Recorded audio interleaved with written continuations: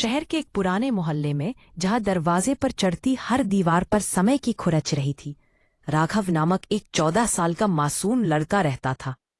उसकी आंखों में एक अनकही कहानी थी, जिसमें संघर्ष और उम्मीद का मिश्रण था।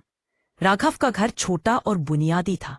छत से पानी टपकता, दीवारें हमेशा नमी से भरी रहती और माँ की तबीयत अक्सर खराब होती। पिता का साया बचपन में ही उठ गया था, इसलिए घर चलाने की जिम्मेदारी राघव के छोटे कंधों पर आ गई थी। दिवाली का त्योहार नजदीक था। मोहल्ले में हर तरफ रंग बिरंगी रोशनी, मिठाइयों की खुशबू और नए कपड़ों की चकाचौंध थी। लेकिन राघव के घर में अंधेरा ही अंधेरा था। उसके पास पैसे नहीं थे, न माँ की दवा के लिए, न दियो या मिठाई खरीदने के लिए। एक शाम जब पूरी गली रोशनी से जगमगा रही थी, राघव अपने पुराने जूतों की मरम्मत कर रहा था।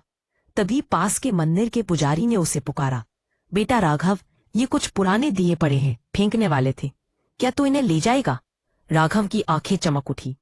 ले जाऊंगा बाबा, मैं इन्हें साफ कर दूंगा।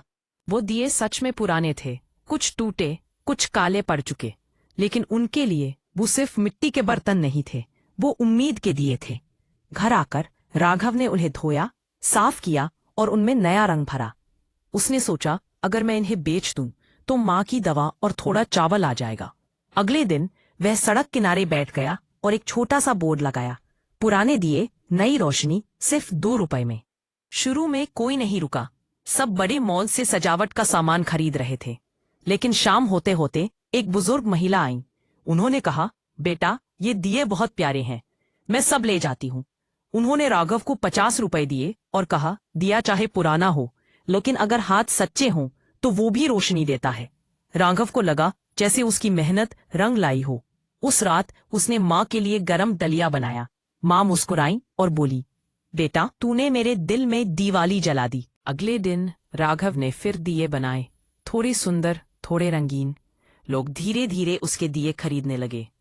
पर एक दिन एक लंबी गाड़ी उसके ठेले के सामने रुकी।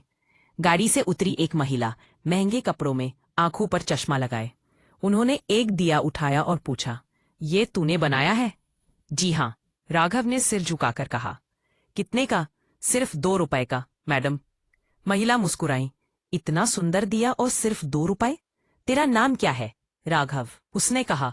महिला ने सारे दिए खरीद लिए और एक विजिटिंग कार्ड थमाया। मैं आराध्या वर्मा, आशा आर्ट्स नाम की कंपनी चलाती हूँ। कल हमारे ऑफिस आना, कुछ काम है तेरे लिए। राघव हैरान था। उसे समझ नहीं आया कि ये किस्मत का खेल है या कोई सपना। अगले दिन जब राघव कंपनी पहुंचा तो उसे देखकर सब चौंक गए। एक छोटा लड़का, फटे कपड़े, लेकिन आंखों में चमक। आराध्या ने कहा, राघव, हमारे पास एक प्रोजेक्ट है, दियों की दिवाली। हम चाहते हैं कि हर गरीब बच्चा अपने बनाए दियों से अपना घर रोशन करे। क्या तू हमारे साथ काम करेगा? राघव की आंखों से आंसू निकल पड़े। वो बोला, मैडम, मैंने तो बस अपने घर का अंधेरा मिटाने की सोची थी, अब तो आप सबका अंधेरा मिटाने को कह रही हैं। आराध्या हंस पड़ी। यही तो असली दिवाली है, जब हम दूसरों के लिए रोशनी जलाते हैं। राघव और उसके मोहल्ले के बच्चों को कंपनी ने मिट्टी, रंग और तेल दिया। सब बच्चों ने मिलकर हजारों दिए बनाए। कंपनी ने उन दियों की प्रदर्शनी लगाई, अंधेरे से उजाले की यात्रा। राघव के दियों के साथ लोगों ने दिए खरीदे, तारीफ की और बच्चों के चेहरे खुशियों से चमक उठे।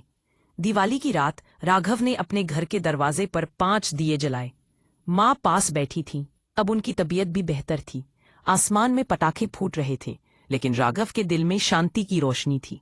आराध्या भी वहां आई, बोली, राघव, तूने जो किया है वो मैं पैसे से नहीं तोल सकती।